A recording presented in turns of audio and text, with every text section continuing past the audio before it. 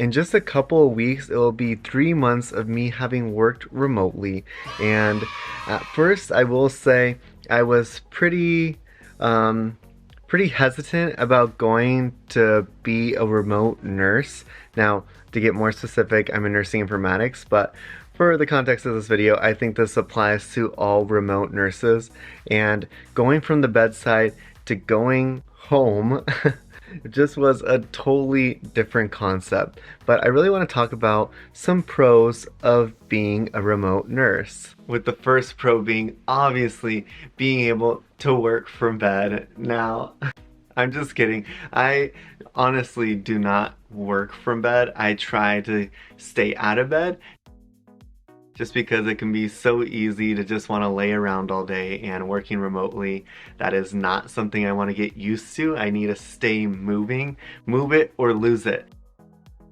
But if you wanted to, and I will confess, there have been times where I've taken those meetings where I don't necessarily need to be that involved, where I'm just kind of listening, and I have taken them in the bed. So I guess you could say that is the first pro of being a remote nurse. But in all seriousness, I will say that working remotely has a lot of flexibility in reality compared to when I was working at the bedside. When I was working at the bedside, you did your 12-hour shifts. There was no leaving for the day.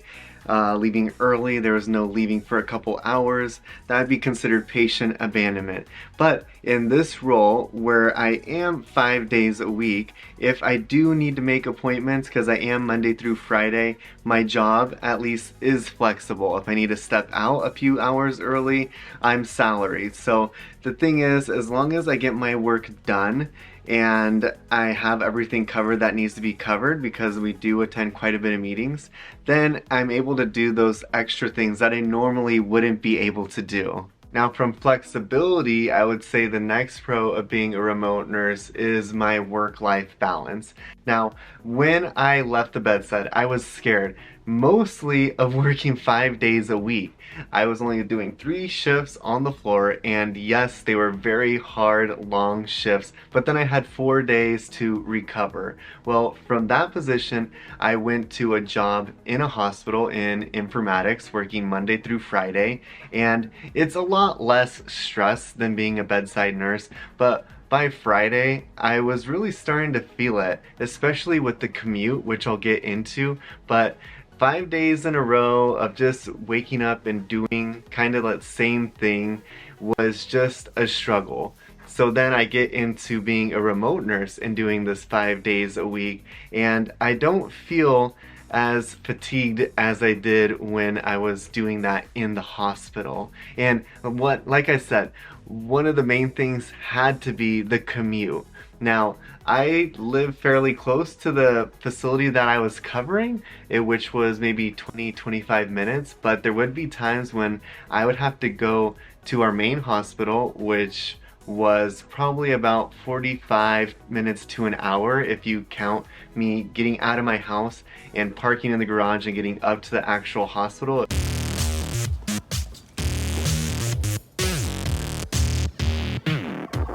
It was closer to an hour. So all of that driving alone was just mentally tiring, and I found myself tired by the time I even got to work because the drive was so long. Now, if I was doing that drive and I was only doing it 3 days a week, that'd be a little bit of a different story. But I will say that this balance of not having to commute Monday through Friday has really allowed for extra time in my day and extra energy as well. Socializing in this new role, oh my gosh. Socializing is just with my pup all day, as you can see, as she tries to get comfortable next to me all day long.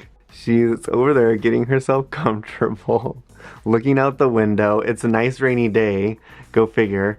But that lack of socialization is something that I was also very scared of, which has been a little bit of a struggle, but I feel like overall it's gotten better. It's really just forced me to say yes a lot more, especially on weekends when friends are asking me to hang out, or yes when people are asking me to do things after work rather than just kind of coming home and wanting to be home.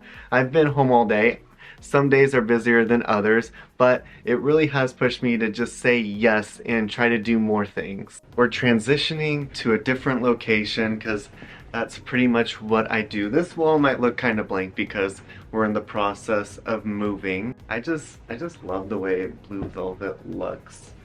Very velvety. But like I said, as we move into our last transition for this video, one of the biggest pros has been the amount of savings I've done while working remotely. And you don't really think about these costs when you're going to work because you're like, I'm working, I'm making money, I'm not spending money. But in a way, you kind of are. And especially let's get into the commuting. Get back to the commuting. Especially with the commute of where I was normally driving 25 minutes to an hour, let's say, I was having to fill up my car with gas at least every 6 days. Let's just say at least every 6 days, depending on how often I was going to the main hospitals. Now working from home with the occasional meeting on site, I fill up my gas tank maybe every 2.5 weeks, and that's significant savings, especially with the prices being so high. Like when are they gonna come back down, really? And don't even get me started on eggs, because that's a whole nother story. That's a whole nother thing. But food also. I never took my lunch to work. I was bad. I never took my lunch to work. I never planned on it.